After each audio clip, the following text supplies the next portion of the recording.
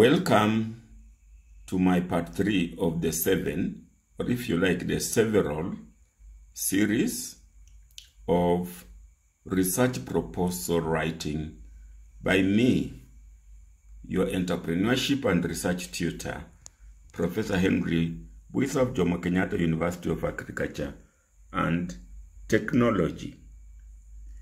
Yes, I'm serializing on research proposal writing. And I'm saying this is a minimalist approach. In other words, there's so much you can talk about proposal writing.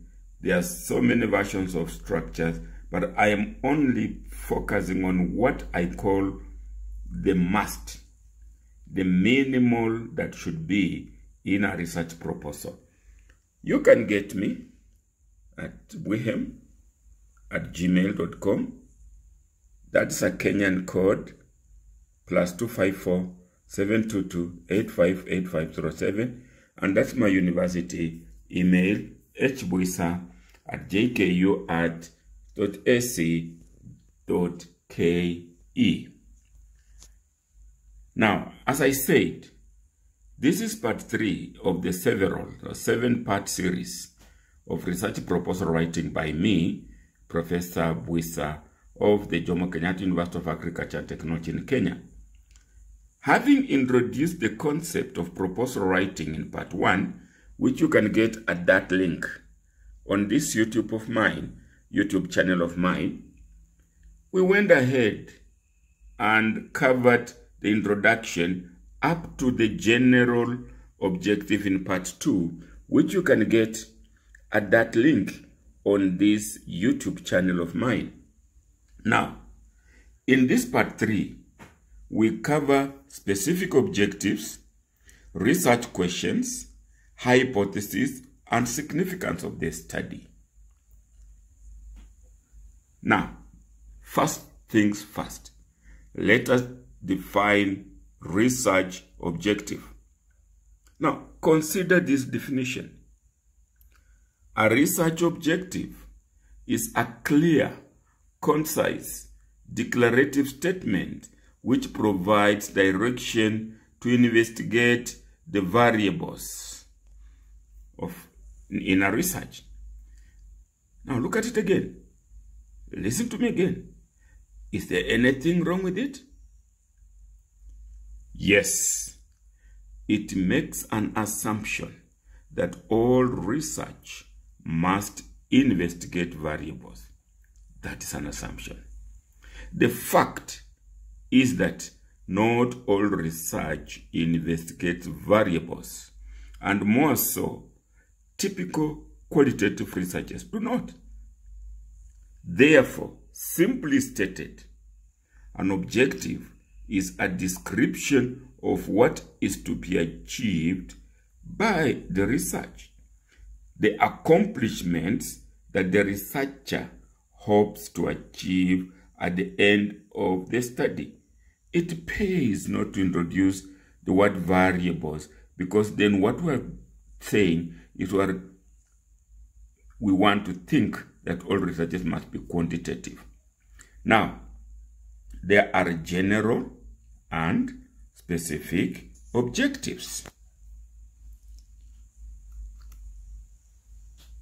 Let's look at the difference between the general and specific objectives. The general objective is a statement that summarizes the central idea and the purpose of your work. The specific objectives detail the process necessary for the complete performance of the work. Specific objectives are more than one and are building blocks to single general objectives. They must be smart. The general objective is the ultimate objective.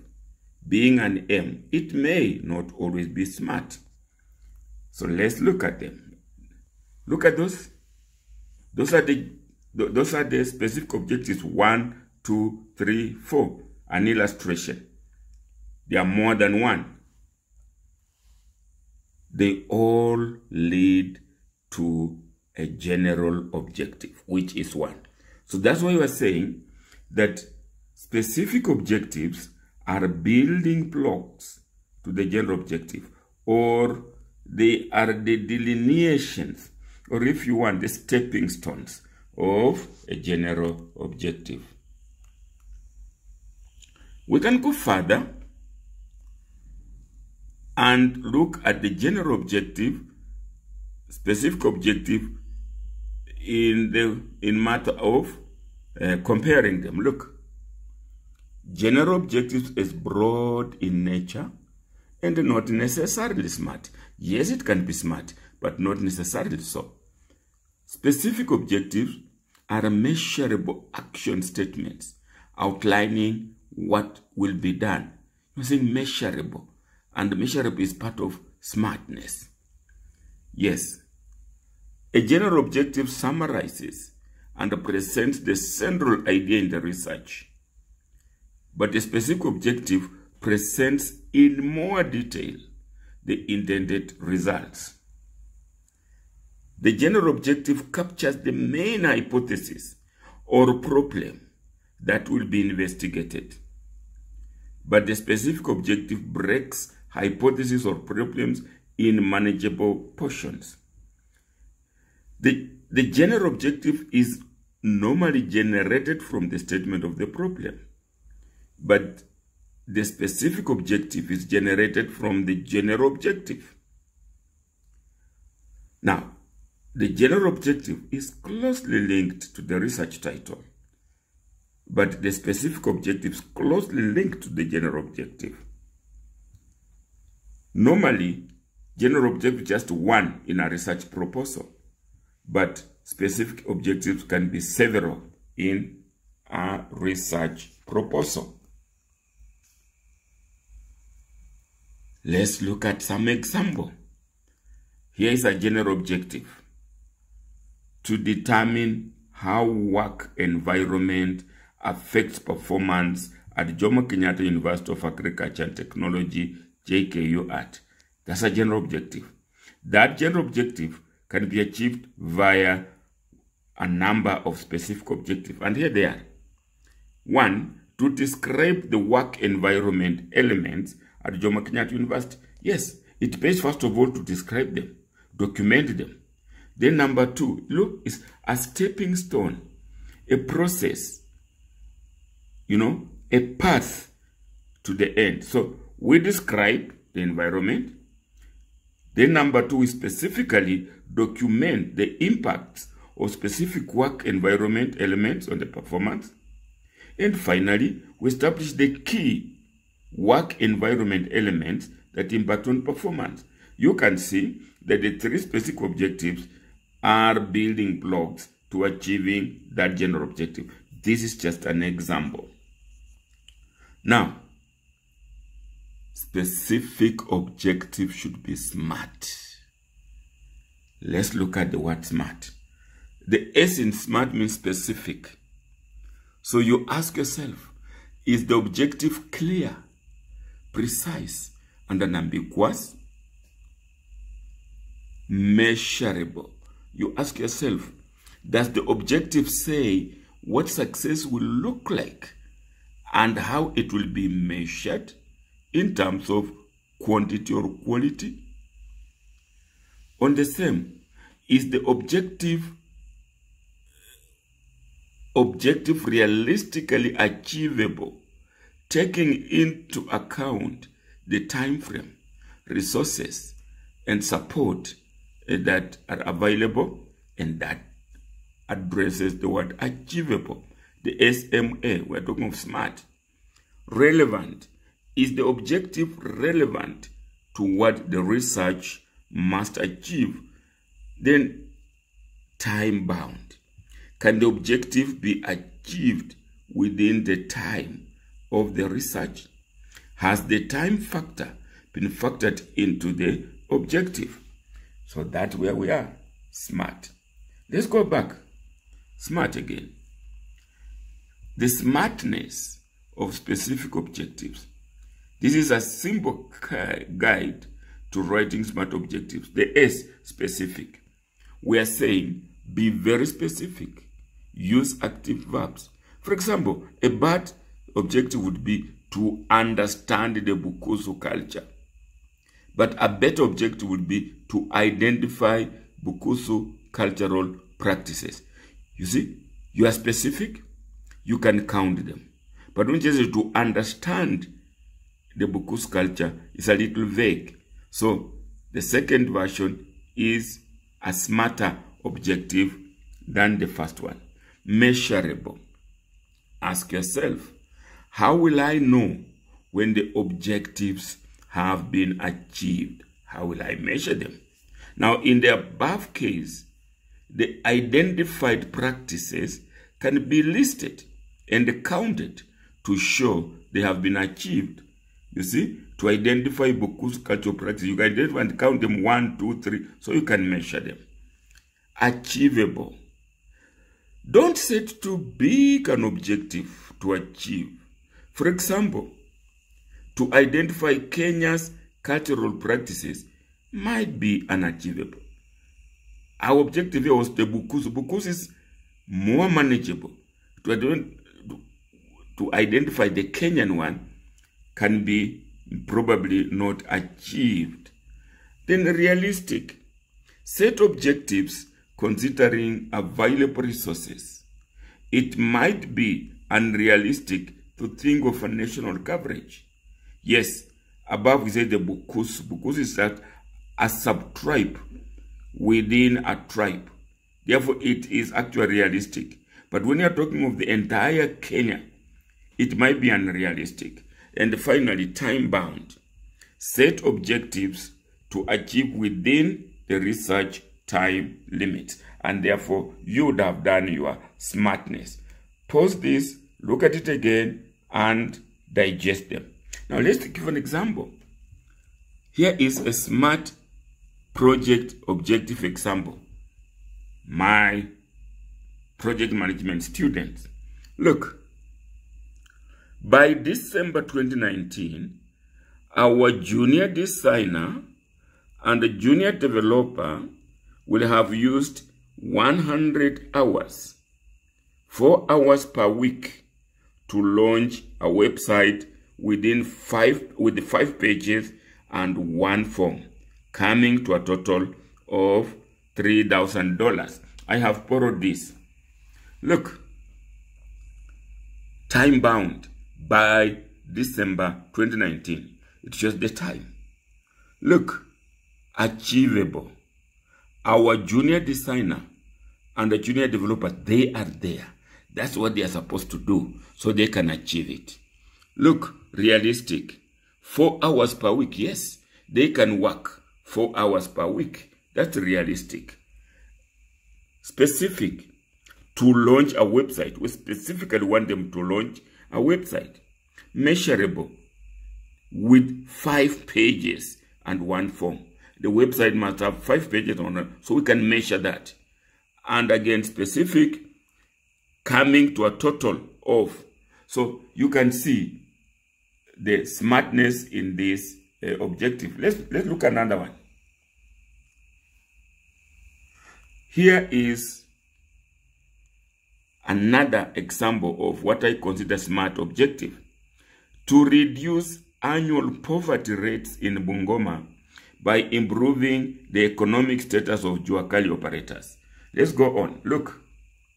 Specific outcome. Reduce poverty. Improve economic status of Juakali operators. That is very specific. Measurable indicator. Poverty rate. Economic status. We can measure those.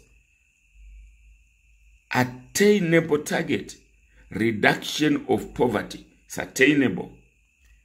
And then realistic and time-bound annual poverty rate. Look, the objective to reduce annual poverty rates in Bungoma by improving the economic status of the Juakali has all the SMART elements in it.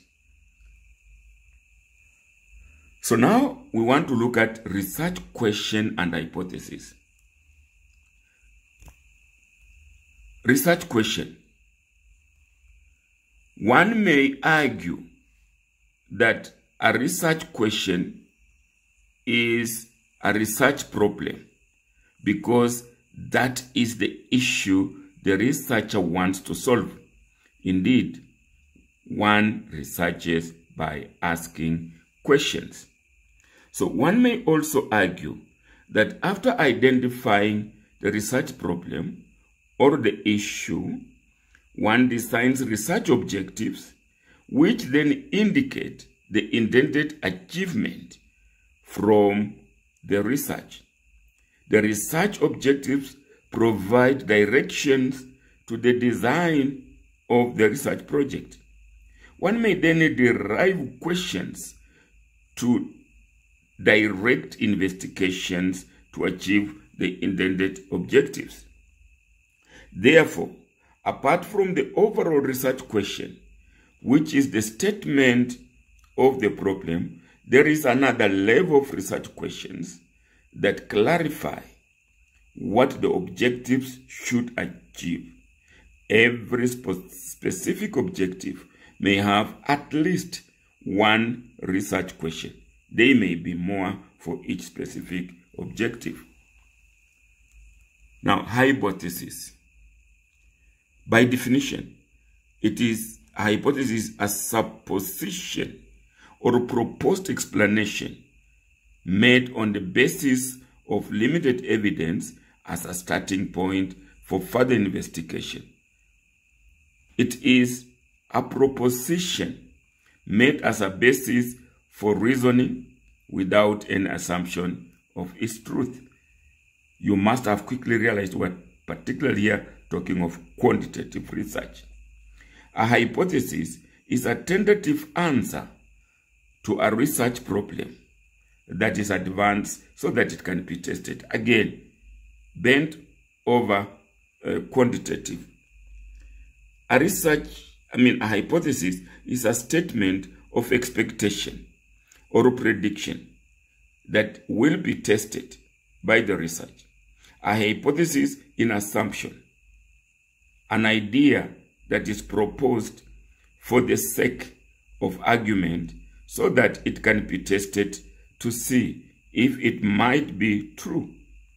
In quantitative analysis or research, the hypothesis is constructed before applicable research has been done, or before any applicable research has been done, apart from the basic background review. But in qualitative studies, the hypothesis may be constructed after the fieldwork. In other words, there may be no testing of the hypothesis in qualitative research. And so sometimes we call them not hypotheses, but working hypotheses, because they are not necessary to be tested. Now, let's look at hypothesis versus research question. Look, a hypothesis is predictive in nature, but a research question is inquisitive in nature. A hypothesis is a tentative prediction about the relationship between two or more variables. But a research question is a research study, research study set to answer the question that a research study set to answer. A hypothesis can be used if there is significant knowledge of or previous research on this subject. But a research question can be used if there is little previous research on the subject. A hypothesis is mainly used in experimental quantitative studies, but a research question can be used in both quantitative and qualitative studies. A hypothesis doesn't allow a wide range of outcomes, but a research question allows a wide range of outcomes. Look, we can see clearly there is a difference between a hypothesis and a research question. And the function of a hypothesis in research and a research question in research are different. And therefore, the school of thought that says one can eliminate another can be debated. Now, let us build a relationship between objective, research question, and hypothesis. Specific objective. By definition, it is what is to be achieved. Research question. By definition, a question to ask to help achieve the objective. Hypothesis, by definition, a prediction of the results. Clearly, therefore, by definitions, those three items are different from each other. So one cannot replace another. Specific objective, for example, to determine the entrepreneurial elements in Bukusu culture. That specific objective can have a number of research questions, like how risk-loving are the Bukusu? That will be, when you answer that, you are actually determining the entrepreneurial element in the culture. How innovative are the Bukusu? Answering that question also leads to determining the entrepreneurial acumen. Are Bukusu visionary? You can see research questions are asked to help achieve the specific objective. They could even later on be converted into questionnaire items. And look at the hypothesis. How risk-loving are the Bukusu? That's a question. But the hypothesis will be the Bukusu are risk-averse. Clearly, those two are not, you cannot eliminate one. One cannot eliminate, they have their functions. Look at the research question. How innovative are the Bukusu? And then the prediction is that innovativeness among the Bukusu is insignificant. And finally, are Bukusu visionary? There is significant forward planning among the Bukusu. Therefore, the school of thought that if you have a research question, you may not have hypothesis, can be further discussed. Now, significance of the study. Significance of the study is written to show proof that the study is really beneficial and worth the effort and time. It illustrates expected contribution the study will make. This contribution may be, theoretical contribution. So you say the significance of this study will contribute to what theory? Can be practical contribution. You're going to solve a practical problem. Can be methodological contribution. Still on significance of the study. Significance of the study is written to show proof that the study is really beneficial and worth it for the effort of time. It illustrates the contribution of the study on the society. It starts with general and ends with the specific significance. Here is a guide to writing the significance of the study. 1. Why is it important to conduct this study? Answer that question. It will show the significance. Who are or is the main primary beneficiaries of the study? Who are or is the second beneficiary or beneficiaries? What is the importance to the researcher? And finally, what is the importance to the future researchers? So you can see the significance says the importance. For the students of project management who are used to problem tree analysis, the effects in the problem tree can be converted to significance. And indeed, on this channel of mine, I have talked about the problem tree analysis in as a way of helping to do research. So we are saying the significance of the research starts from the general to the specific. How important it is for the country, for the world, and finally, specifically, to the researcher. Now, in a separate video of this channel, I cover the literature review. So, if you enjoyed it, please like it, share it, and subscribe so that you get more. And if you really want to help us, to support us, bring you more, then donate. Look at that website, visit that website, the donation direction will be given. But you could as well reach us through our Buy Goods number 547-6465. So, have a specifically described day, want you.